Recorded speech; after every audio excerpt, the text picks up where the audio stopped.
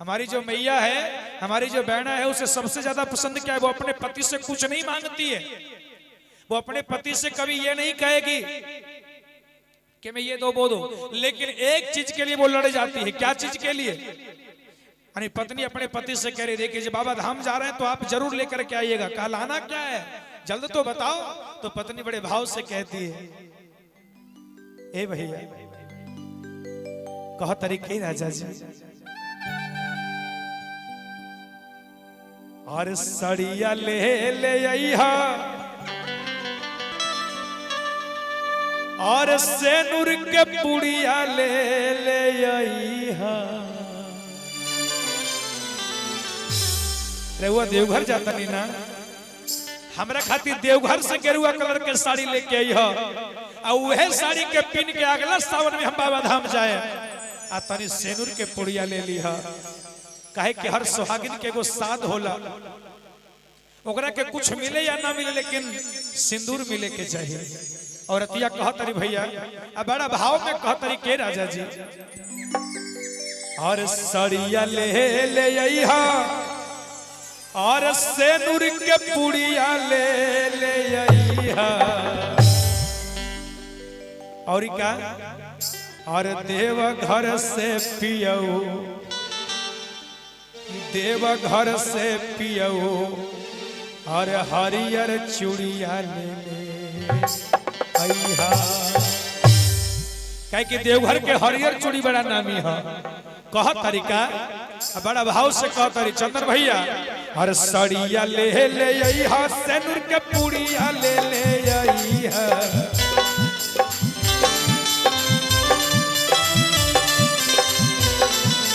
सड़िया ले ले आइहा सेनुर के पुड़िया ले ले आइहा।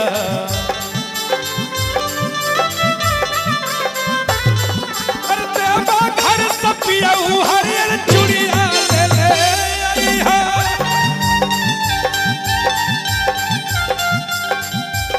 देवा घर से पियऊ हरियर चूड़िया ले ले आइहा।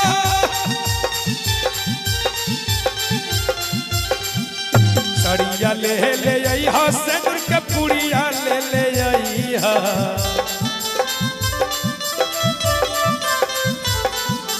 सड़िया ले ले आइहा सेनुर के पुड़िया ले ले आइहा। देवा घर से पियऊ हरियर चूड़िया ले ले आइहा। हर हर महादेव।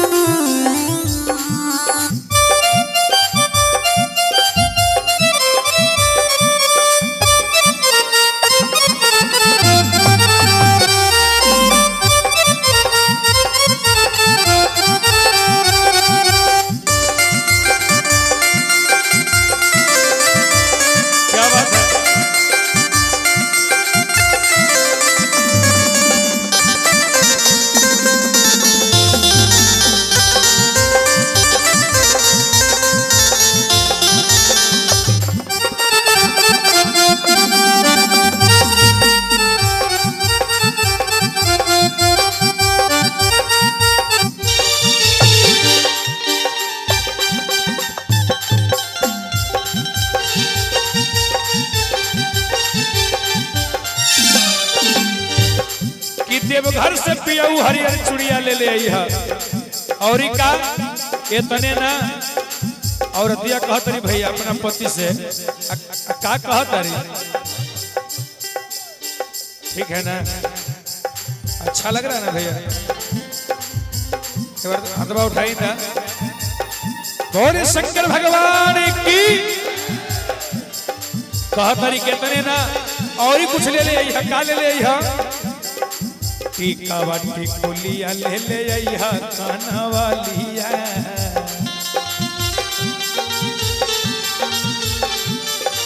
टीका वाटी कुलिया ले ले आइहा काना वालिया।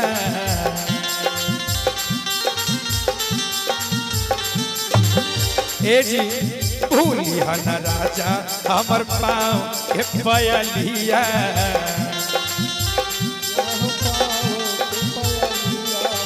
भूलिया न राजा हमर पाँव के पयलिया।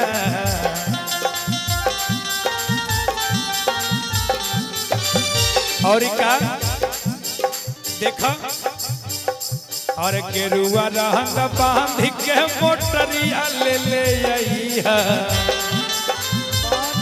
मोटरिया ले ले आईहा गेरुआ रंग बांध के मोटरिया ले ले आईहा हर देवा घर सपिया हरियर चूड़िया ले ले आईहा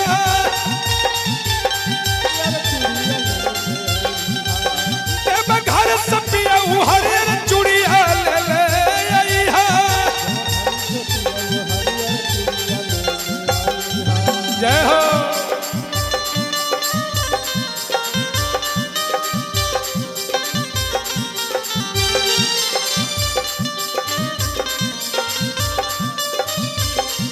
डराई बरसा जनावा धीरे धीरे धीरे धीरे धीरे धीरे देवा भर जाइया हो डराई बरसा जनावा धीरे धीरे गाड़ी तू चलाइया हो डराई बरसा जना अरे गाड़ी लेके बढ़ी से जाइया हो डराई बरसा जना गाड़ी लेके बढ़ी यहाँ से जाई हो और डराई बरसा जाना धीरे धीरे धीरे धीरे धीरे धीरे देवा हर जाई हो और डराई बरसा जाना धीरे धीरे देवा हर जाई हो और डराई बरसा जाना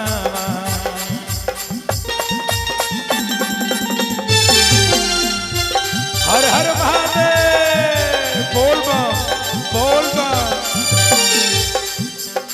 अच्छा देवघर लोग जब जाते तो एक नारा देते हैं ना और वो नारा कौन सा होता है जो लोग देवघर जाते हैं सुल्तानिया से जल उठाते हैं वो एक ही नारा लगाते हैं और कौन सा नारा लगाते हैं तो बुलंद आवाज में कहना सोचे आज हम लोग भी बाबा धाम जा रहे हैं और बुलंद आवाज में बोल बा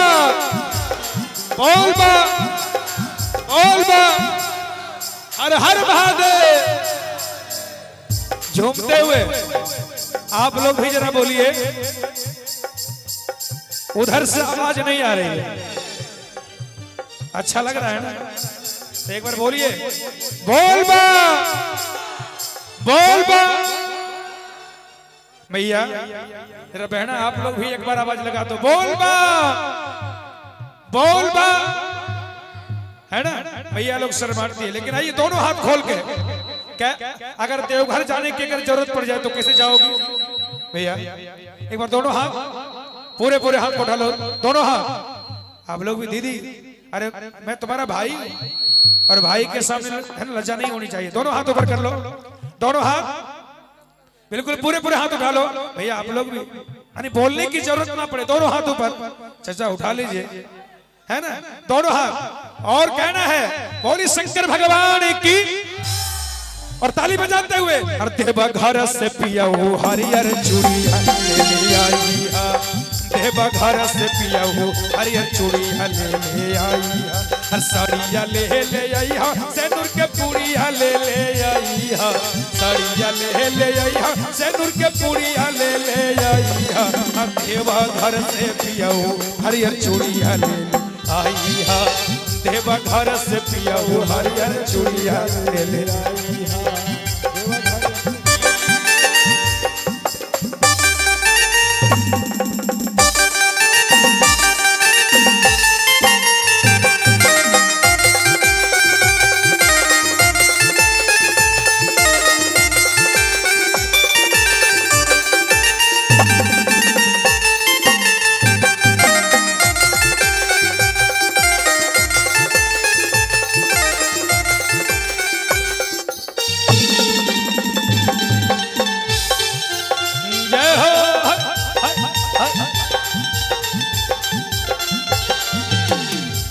और श्रेयांश बाबू की तरफ से भी बहुत बहुत प्रेम निछावर 100 रुपए का बोली शंकर भगवान की जय हो।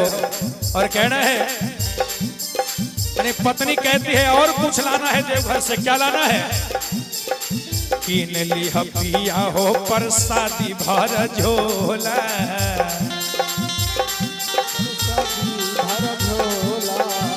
किन ली पिया हो प्रसादी भर झोला।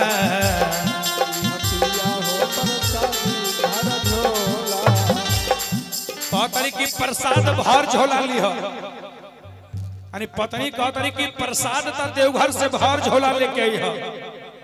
तो उनकर पति देव भी बड़ा मुडियल रहले, कल के चिंता काहे करता रो, अरे एक मन चूड़ा और एक मन हम पेड़ा ले ले तो हो जाई ना।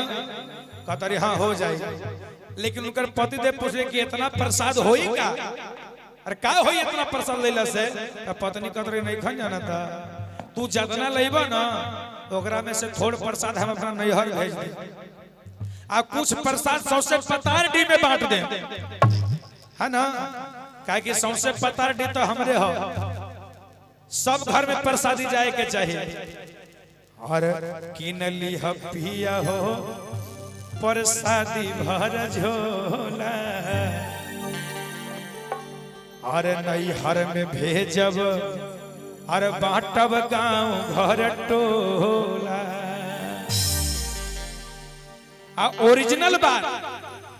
ओरिजिनल बात अपना लहुरा देवर से कहतरी, का कहतरी, अरे बालक बेदर्द लेडीज घड़िया ले ले आईहा,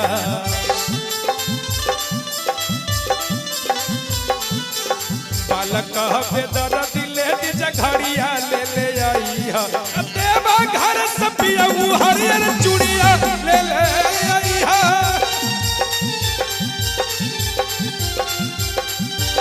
देवा घर से पियऊ हरियर चूड़िया ले ले आईहा,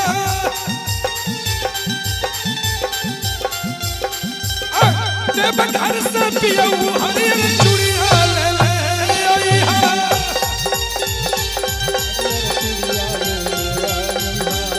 देवा घर से पियऊ हरियर चूड़िया ले ले आईहा।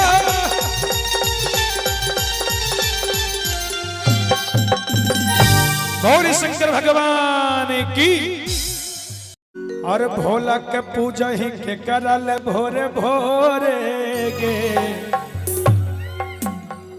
आज जो ये बतिया अगर हमें कहिए तब कैसा लगता है ना, है ना, है ना। आइए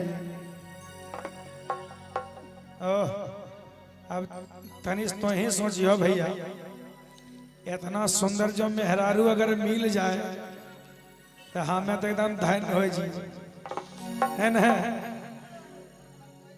अरे भोला के पूजा ही के करल भोरे भोरे गे,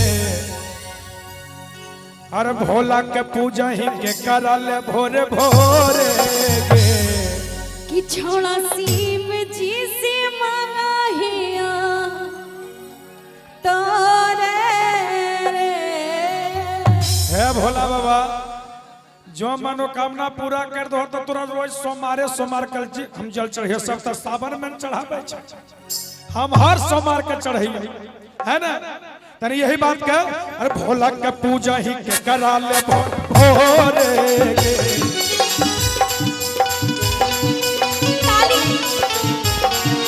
भोला के पूजा ही के करा ले भोरे भोरे गे,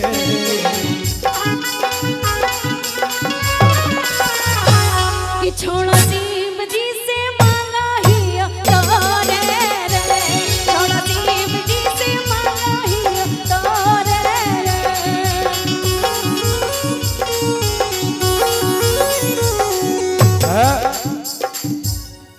अच्छा तोरा का अच्छा लग रहा लो, अच्छा तोरा के चाह हो कि हमार मनोकामना पूरा होबे कि नहीं होबे, चाह हो ना, ऐसा नहीं मानबो हम तबे मानबे। अच्छा तो बोलो तो, अच्छा तो हमार सपोर्ट में हो कि नहीं, चाहो उनके एकदम सपना पूरा हो जाए। एक बार दोनों हाथ उठा, हाथ दोनों हाथ ऊपर उठ के उठाइए, ये रंग के ये गो है नहीं, दोनों ये रंगवा हाथ खड़ा कर से लगे एयरटेल के टावर रहे, तब ना पावर मिलता है।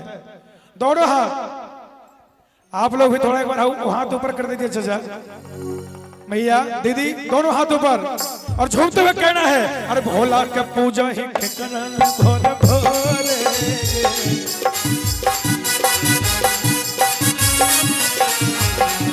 भोला भोला के पूजा ही के करल भोर भोरे कि छोड़ा शिव जी से मांगा ही तारे रे छोड़ा शिव जी से मांगा ही तारे रे हर हर महादेव ताली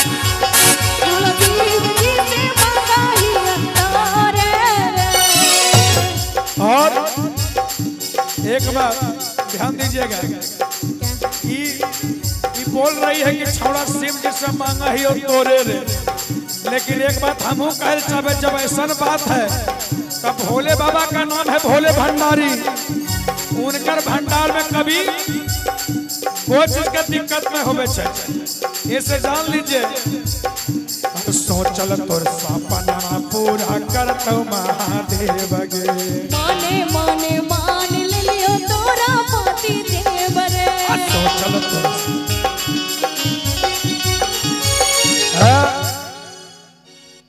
ई वाला तनी एकरा हटा दियो है ना काहे वहां या कल्याण रहे छे यहाँ दू गोटी लड़े वाला छी है ना एक बात ध्यान दीजिए इधर से कल के तोरे मांगा ही है ना छौड़ा शिव जी से मांगा ही और तोरे रे इतना एकरा मतलब लगे कि हम तनी मनी बढ़िया लगाइए देखे में भी है ना है हर सोचल तोर सपना पूरा करतौ महादेव गे माने माने मान ले लियो तोरा पति देव रे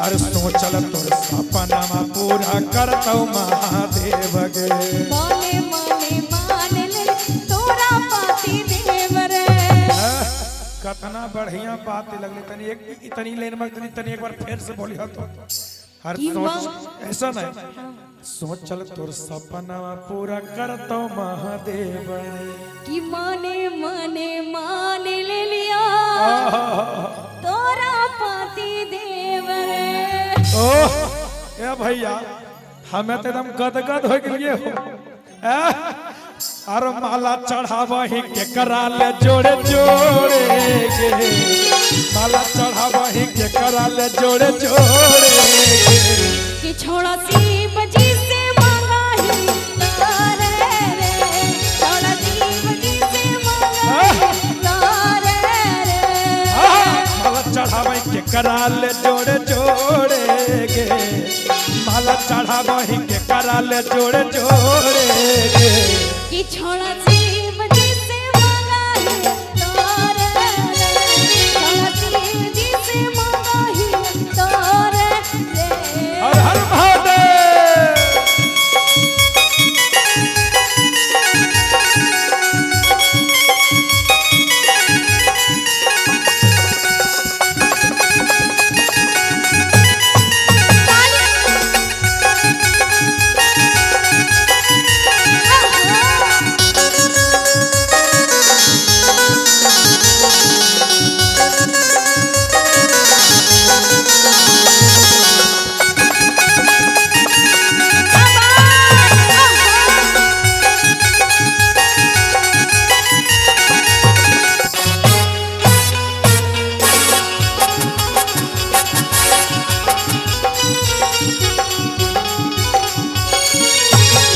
और इतने नहीं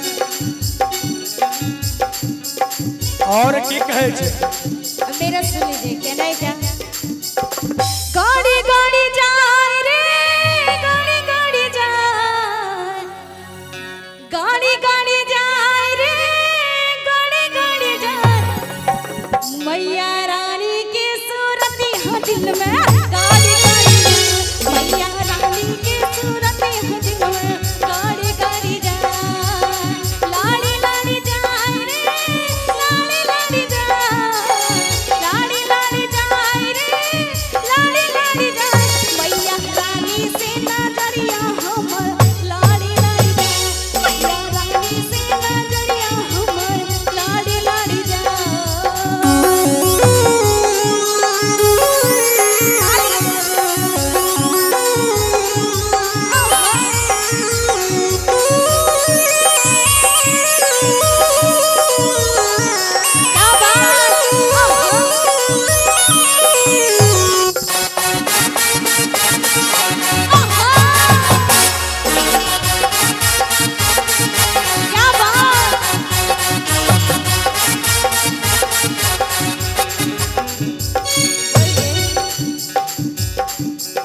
और कितने सुंदर गीत गा रही हैं।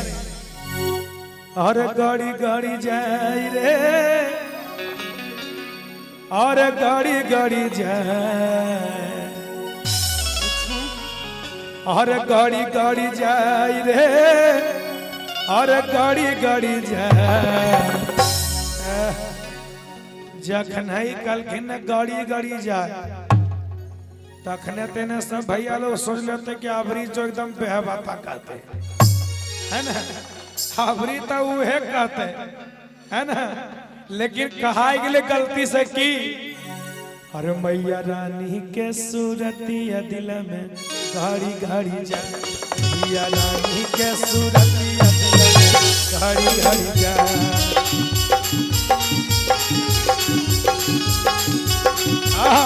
गाड़ी गाड़ी जाए रे, गाड़ी गाड़ी जाए, लाड़ी लाड़ी जाए रे, लाड़ी लाड़ी जाए, मैया रानी से ना दरिया हमार, लाड़ी लाड़ी जाए, मैया रानी से ना दरिया हमार, लाड़ी लाड़ी जाए।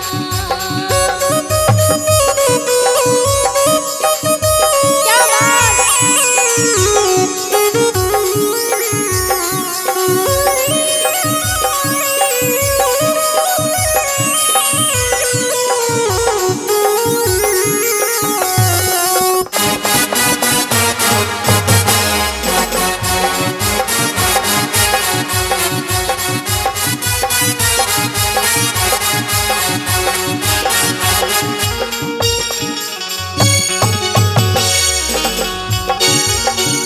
छोड़ा शिव जी से मांगा ही अवतार रे, छोड़ा शिव जी से मांगा ही अवतार रे।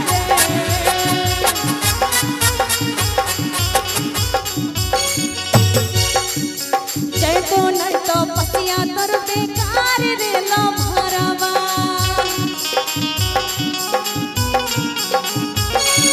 शादी करके हम ही आई छोड़ा तोरा घरवा।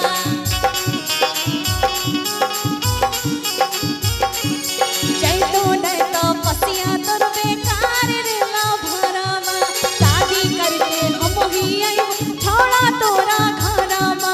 माला चढ़ावा ही केकरा ले जोड़े जोड़े गे, माला चढ़ावा ही केकरा ले जोड़े जोड़े कि छोड़ा शिव जी से मंगाई तोरे रे, छोड़ा शिव जी से मंगाई तोरे रे।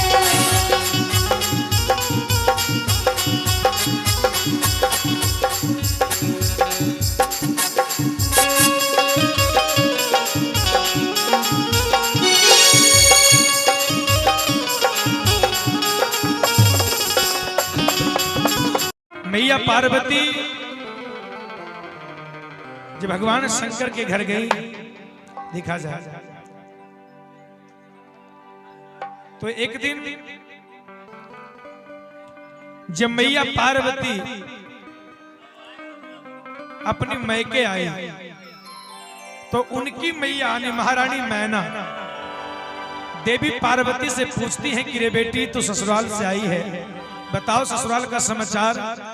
जो हमारा जो जमाता है, हमारा जो दामाद है वो अच्छे से तुम्हें मानता है ना।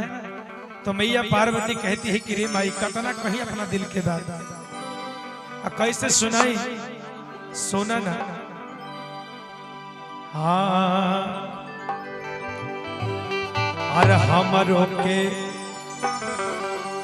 माई पार्वती कहतरी के माई, अरे हमरो के नैहरे में रखल आमा, अरे हमरो के नैहरे में अरे रखलिए आमा। हमारा नहीं मैना कहतरी के बेटी काहे सन कहतरो कहतरी भाई सुनना। अरे भांग पी के भोला रोज घरे ले डारा, भांग पी के भोला रोज घरे ले डारा।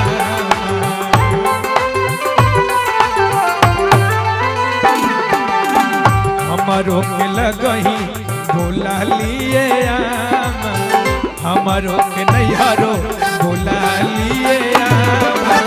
भांग खा के भोला रोज कर ले डरा, भांग खा के भोला रोज कर ले डरा।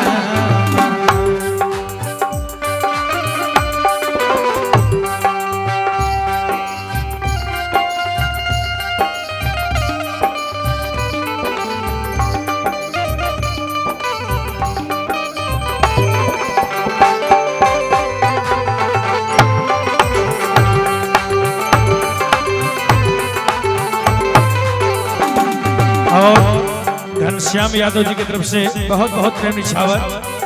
बोली शंकर भगवान की। देखिए कितना नीमन धुन बजौले बड़े हमर भैया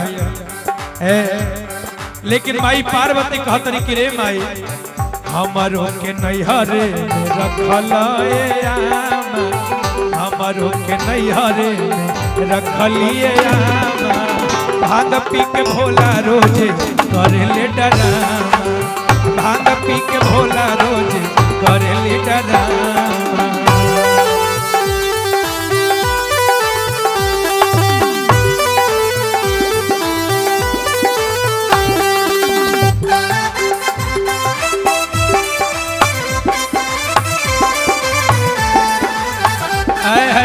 वाह वाह भैया वाह।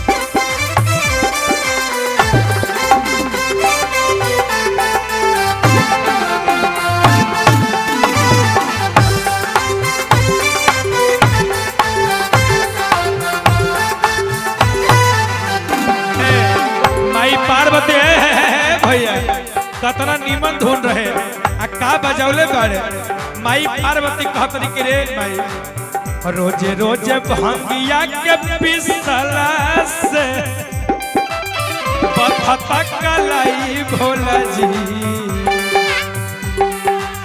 रोजे रोजे भांगिया के पिसला से बथता कलाई भोला जी राउर माखर मक्खी कर परेशान लगा की मच्छरदानी राउर माखर मक्खी कर परेशान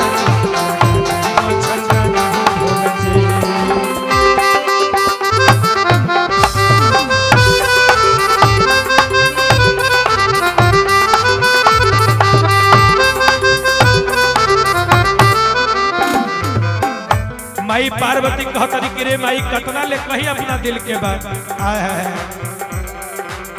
मखना मलाई उनका मन नहीं भावेला भांगावा के मखना मलाई हमारा हो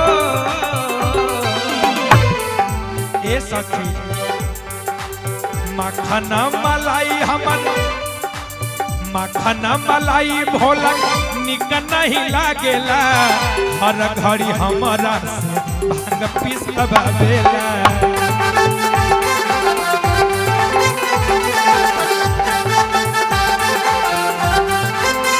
कि मखन मलाई उनका निक नहीं लागेला हर घड़ी हमरा से भांग पिसवावेले। ए माई कतना कहीं अपना दिल के बात बस हो भी करेले अलग डरामा बस हो भी धोइले अलग भांग पी के भोला रोज करेले डरामा भांग पी के भोला रोज करेले डरामा भांग पी के भोला रोज करेले डरामा।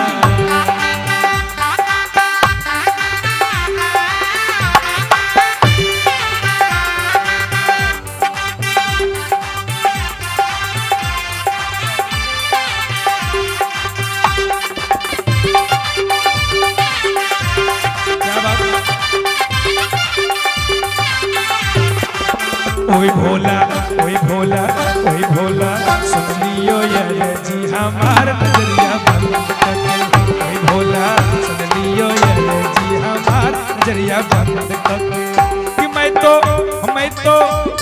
तो लाई हूँ भर गगरिया जलवा भर के मैं तो लाई हूँ तेरे लिए हाँ गगरिया जलवा भर के ओए बाबा ओए भोला ओए भोला ओए बाबा सुन लियो नजरिया कोई बाबा सुन लियो हमार नजरिया बंद करके।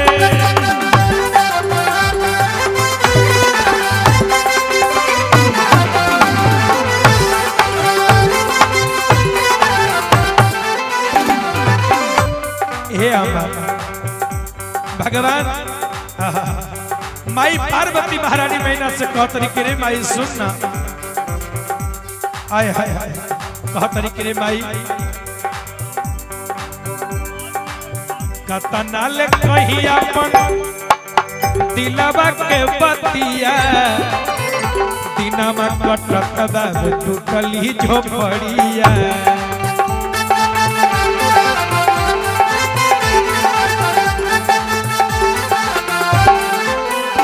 कहतर के रे माई कतना ले कही माई दिलवा के बतिया दिनमा कटत बाबे टूटली झोपड़िया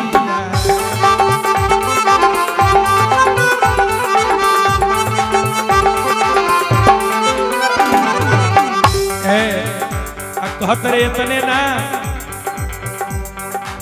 का कहे कार्तिक गणेश यज्ञ कर ले डरामा कार्तिक गणेश हमर कहल नहीं भांग पी के भोला रोज कर ले डरामा भांग पी के भोला रोज कर ले डरामा भांग पी के भोला रोज